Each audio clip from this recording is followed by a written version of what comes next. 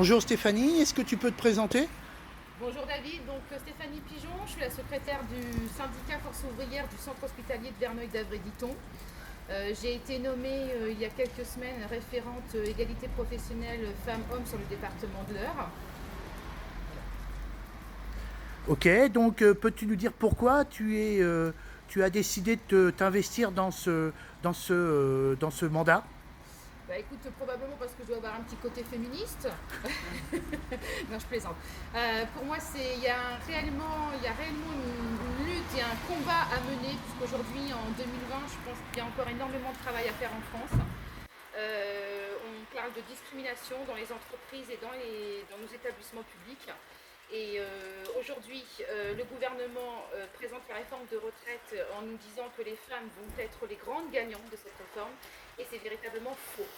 Voilà, donc je pense qu'on profite de la journée du 8 mars justement pour journée du 8 mars, donc journée internationale de lutte des droits des femmes. On profite justement de cette journée-là pour rebondir sur la réforme des retraites et sensibiliser la population et surtout les femmes qu'elles ne vont pas être les grandes gagnantes de cette réforme. D'accord, alors on était aujourd'hui là devant la préfecture, alors sous un temps pluvieux on peut dire, mais c'est le temps normand. Tu peux nous expliquer l'action qui a été menée par les militants des différentes organisations syndicales, CGT, FO, FSU, Solidaire et MNL? Aujourd'hui, on a organisé une conférence de presse où on a essayé, on tente de mobiliser la population sur cette lutte donc, du droit des femmes et sur la réforme des retraites, parce qu'aujourd'hui, le gouvernement il dit 1 euro cotisé, enfin du coup 1 point, 1 euro cotisé égale 1 point. Ok, je suis une femme, je travaille à temps partiel, je cotise pas à 100%. Je suis en congé parental, je suis en arrêt maladie. On parle quand même de carrière hachée, et essentiellement pour les mamans, parce que oui, effectivement, nous, mamans, on s'arrête pour élever nos enfants. Donc quand on nous dit une retraite minimum à 1 000 euros, c'est pas vrai. Parce qu'aujourd'hui, une maman qui a 1, 2 ou 3 enfants, elle peut s'être arrêtée 1 année, 2 années, voire 3 années. Et dans ces cas-là, elle n'aura pas sa retraite complète, d'accord? Et on sait qu'on a quand même 30% des femmes aujourd'hui qui travaillent à temps partiel. Donc qu'est-ce que ça veut dire? 30% des femmes qui n'ont pas une carrière complète.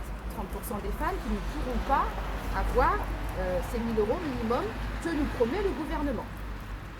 Ok, alors tu nous as parlé d'une expérience que vous rencontrez au niveau du secteur hospitalier par rapport au congé de maternité. Tu peux nous en parler? Oui, aujourd'hui dans les établissements de santé publique, nous sommes évalués. Tous les ans, nous sommes évalués. Et il se trouve que quand une maman part en congé maternité, au vu des métiers qu'elles font, comme infirmière ou aide-soignante, elles peuvent travailler en 12 heures, elles travaillent la nuit, elles travaillent le week-end. Physiquement, ce sont des métiers qui sont très durs. Elles sont, pour la plupart du temps, au moins en arrêt de travail 9 mois sur 12. Donc aujourd'hui, dans les établissements santé publique, eh bien, ces mamans, quand elles reviennent de leur congé maternité, elles ne sont pas évaluées. Elles ne sont pas évaluées et leur note est gelée. Parce qu'on leur dit, écoutez madame, vous avez été absente 9 mois sur 12, je ne suis pas en capacité aujourd'hui de pouvoir vous évaluer professionnellement.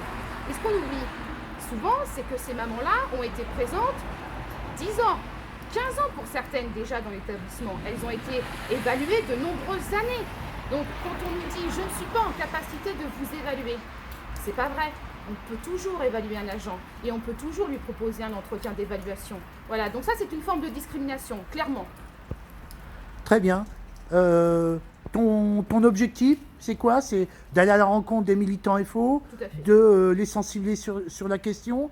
On a fait un tract intersyndical. Oui. Quel message que tu peux passer au syndicat Force ouvrière de l'Eure?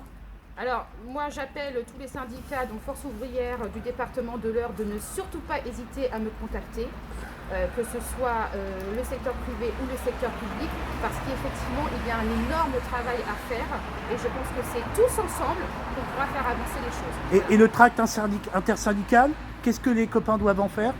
Surtout le diffuser en masse dans les entreprises et dans les établissements publics. Merci Stéphanie. Merci.